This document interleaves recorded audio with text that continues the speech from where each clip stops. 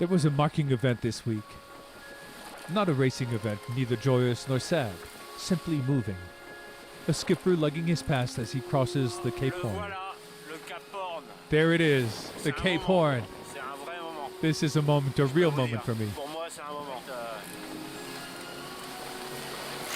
We have the feeling Jean's been thinking this up, as if impatience quarreled with apprehension. The nearer we were getting, the more he spoke about it. Exceptional colors. At the break of day.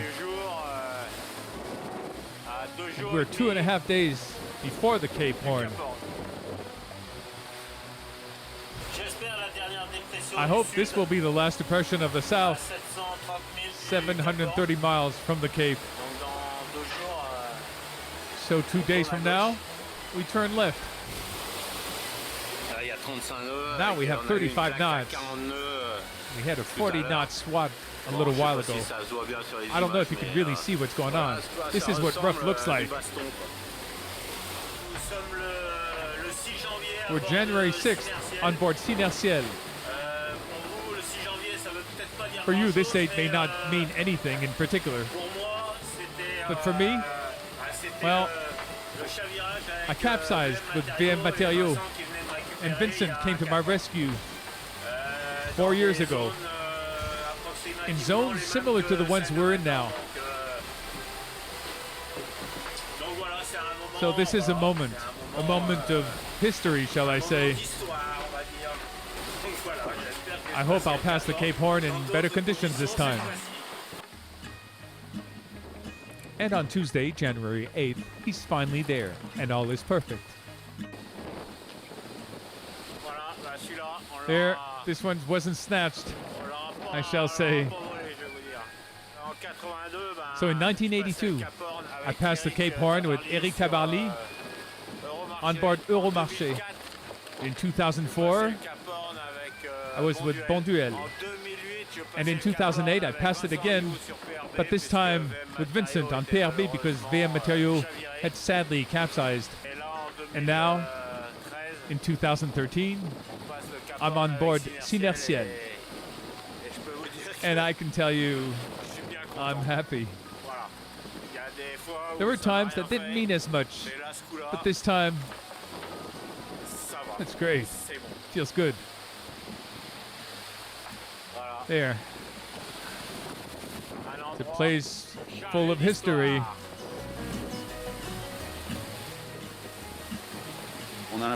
You get the feeling when passing the Cape Horn, as Jean was saying earlier, that it's all over. In fact, it's far from it. The Atlantic is huge. It's long. It's a wave across. I can tell you the conditions we've had since passing the Cape Horn aren't easy. Last videos I sent was fun, sun, and very little wind. I was under the impression some thought it was over. So, change of scenery. Today, 45 knots, 20 feet high waves, and it's crashing in from all sides. Impressive, wouldn't you say? I don't know what it looks like on camera, but believe me, it's heavy duty.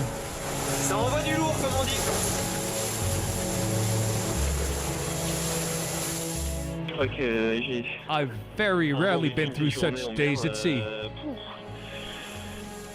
For the trio in the lead, conditions are harsh in this beginning of the Atlantic's ascent. But the one who suffered the most is Jean-Pierre Dick.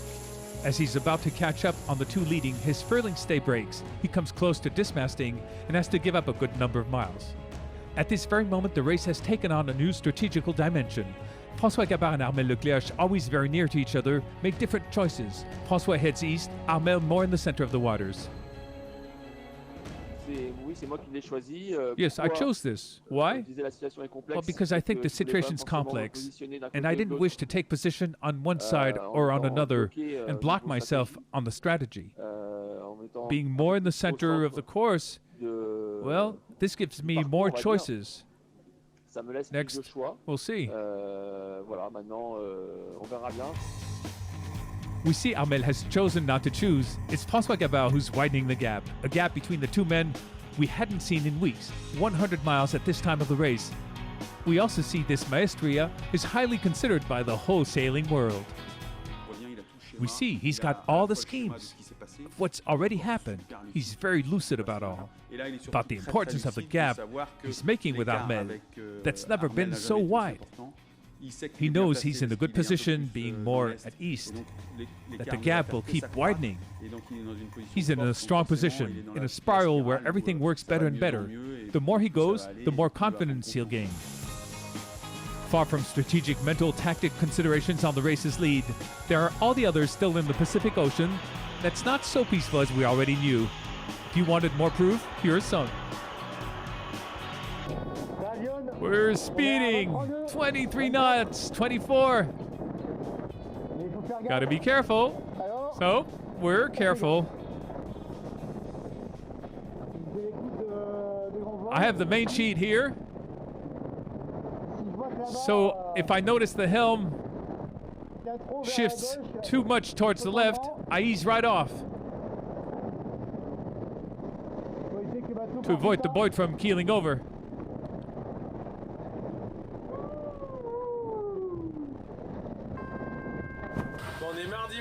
Today's Tuesday morning, and I think I'm going to have to go out, that there are bad news awaiting me. The halyard must have busted, and the reacher is behind us. This is real bad news, because it's the best sail for the Great South. I'll see what can be done to get it back on board.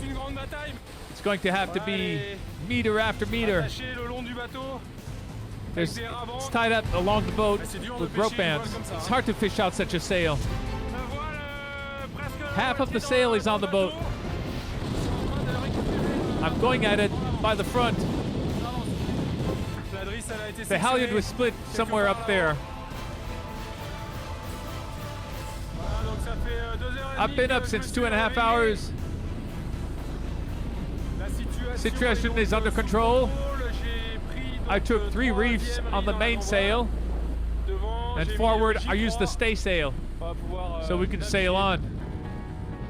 So you understand why the Cape Horn is so joyful, from the perspective of a more peaceful navigation, even if sometimes it's more a wish than the immediate reality.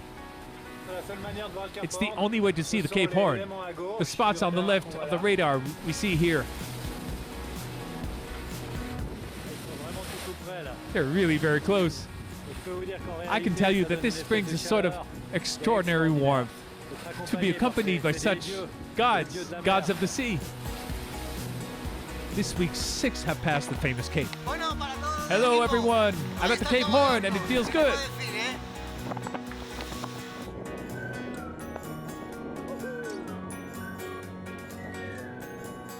Six, among whom Bernard Stam, who after the pass sheltered in a bay to resupply with fuel. Help that ends the argument about his disqualification and puts him out of the race. But for the Swiss to do that, there must have been no other way. Once off again, he tells us about the last 5 days without any power. 5 long days, it seems. Sailing was becoming risky. So I tried navigating after having turned off all my equipment. And then I slept. For how long? I don't know. During the 5 days? 6, 7 hours maybe? We'll end with the Cape Horn tales. But there's one thing though. Passing it is like a renaissance, the end of a liquid desert coming back to life. I don't tire from it. Here. Look at this little bird. It's excellent. Here are the States Islands with snow on the top. Isn't that something? Isn't that beautiful? Aren't we well set here? In the videos they send, the skippers are all enthusiastic. The smell of earth, fauna, all evokes ecstasy. Isn't that right, Mr. Lecap, who's off the Falkland Islands? Welcome into the Atlantic. Weather's good, and it's really nice here. Look, birds heaping up. They're taking off. It's magnificent. Magnificent. It's gorgeous. See how exceptional this is? Oh, it's beautiful. There are seals in the water. Look, there are lots of seals in the water. Oh, that one I find particularly pretty. I'm going to try to zoom in.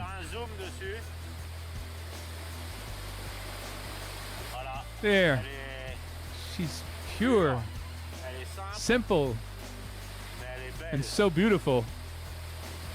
Isn't that right, girls?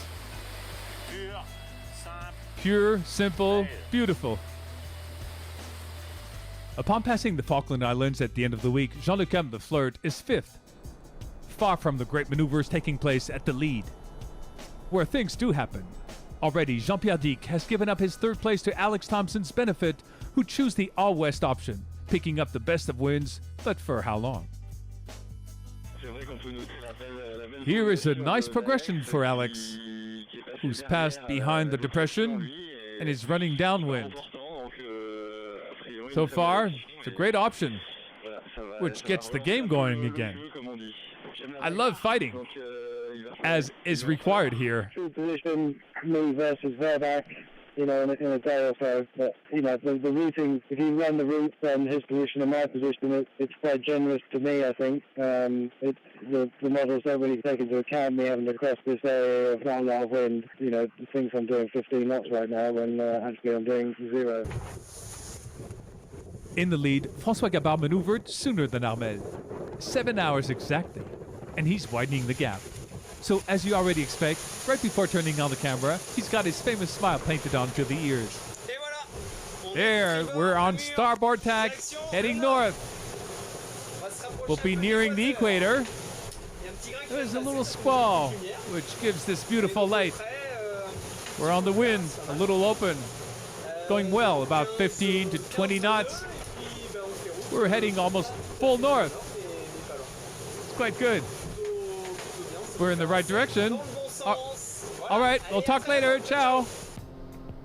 Friday noon, François is almost 160 miles ahead of Armel Lecléac. Not much to a Vendée Globe scale, but it's starting to count for their duel. A duel that's far from ending. Must we remind you that Armel's nickname is Jackal? Jackal is known to be persistent. We don't give in on anything for a start. Les Sables d'Olonne, we'll get to. But there's quite a way still, so nothing's set yet. Bye bye, ciao ciao. Ciao, ciao.